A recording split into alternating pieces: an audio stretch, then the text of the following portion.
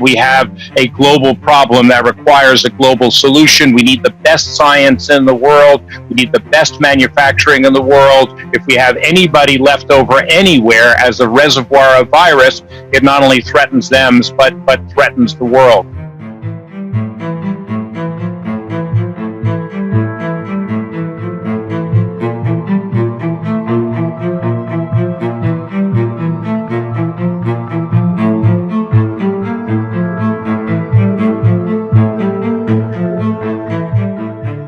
You know, this is costing us $2 to $4 trillion for this outbreak right now. So even if we can move forward vaccines by 1 or 2 weeks, it may pay for itself.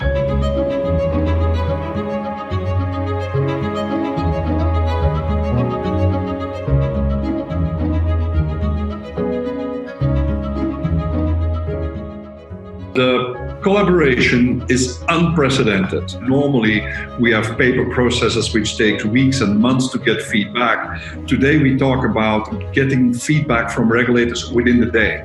The collaborations are really very, very intense. Even over the weekend, we are having meetings with regulators around the world at the moment. So it's really exceptionally special as you go through it and you see the commitment of everybody involved.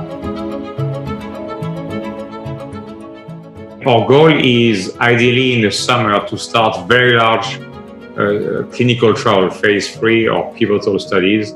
And you're talking, thousands of people, maybe, up to 10,000 people across many different hospitals around the world. And the goal will be to be in a position to potentially, assuming everything goes well, to go to the regulators and to actually ask for product approval as early as the end of this year. They will have then to review the file, which will lead to potential approval in the first quarter of the first half of 2021. That's for approval that it can be used for millions and millions, hundreds of millions of people.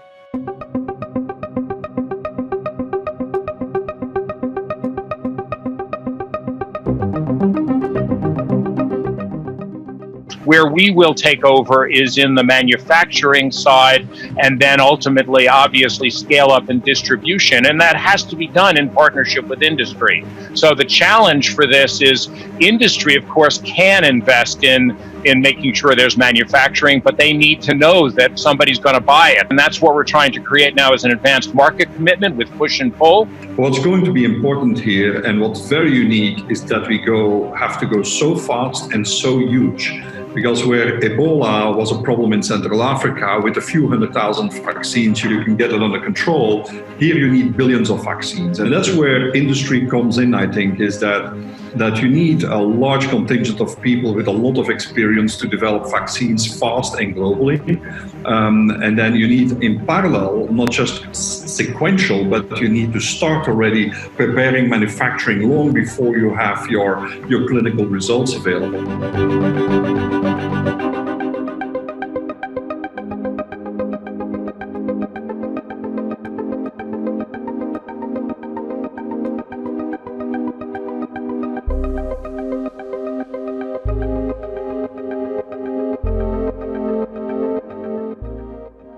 It's absolutely the challenge of getting to enough vials, filling capacity, but also drug substance, vaccine itself production. It's unprecedented that probably several vaccines are going to be made in a billion type of quantity. We count today on doing 5 vaccines per vial because there is no other way to get 1 billion vaccines to people in 18 months if you don't start working like that.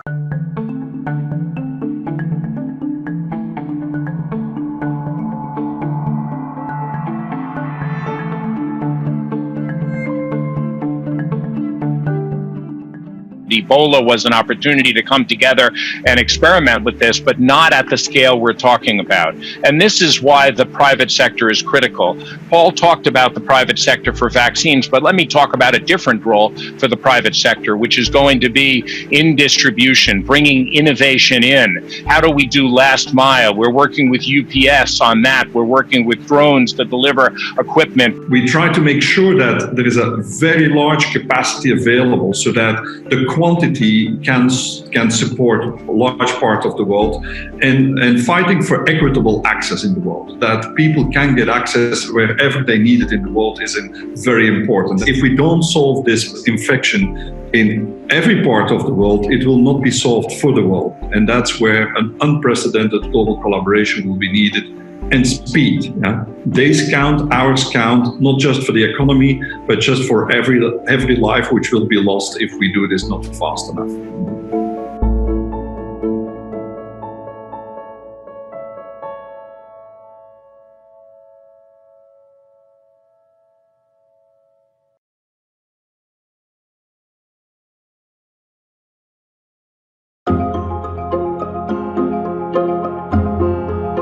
This virus is clearly a virus that is there to stay unless we eradicate it. And the only way to eradicate such a virus would be a very effective vaccine that is scaled up on every human being, so to say, and which we have done with the smallpox, but that's the only example, and that has taken many years. So it will most probably stay. The other thing is that well, it belongs to a family of viruses that we know, the coronaviruses. The question now, that one of the questions is, will it behave like these other viruses?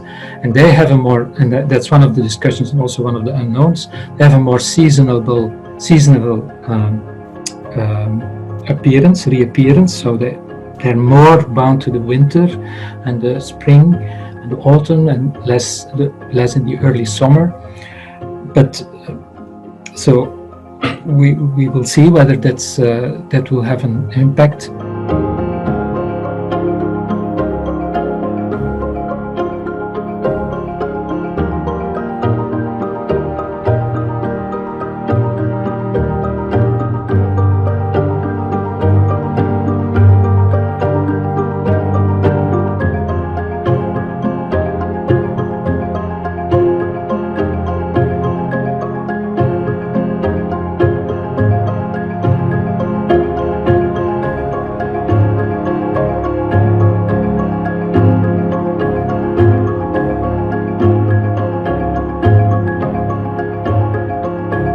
We know that people develop antibodies. That has been clearly shown in the first place in China. But we are not yet sure whether these antibodies, or how protective these antibodies are.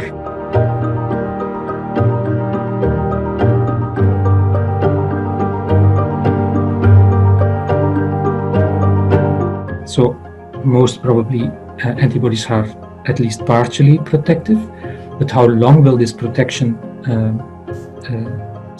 remain?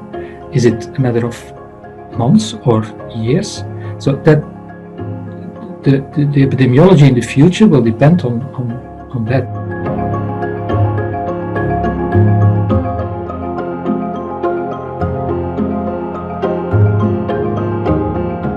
On the level of protective immunity that you get at the population level after this wave of infections, which we cannot really stop. I mean, we can mitigate it, we can flatten the curve, but we cannot really stop it, because at some point we will have to come out of our houses again and go to work again and go to school again.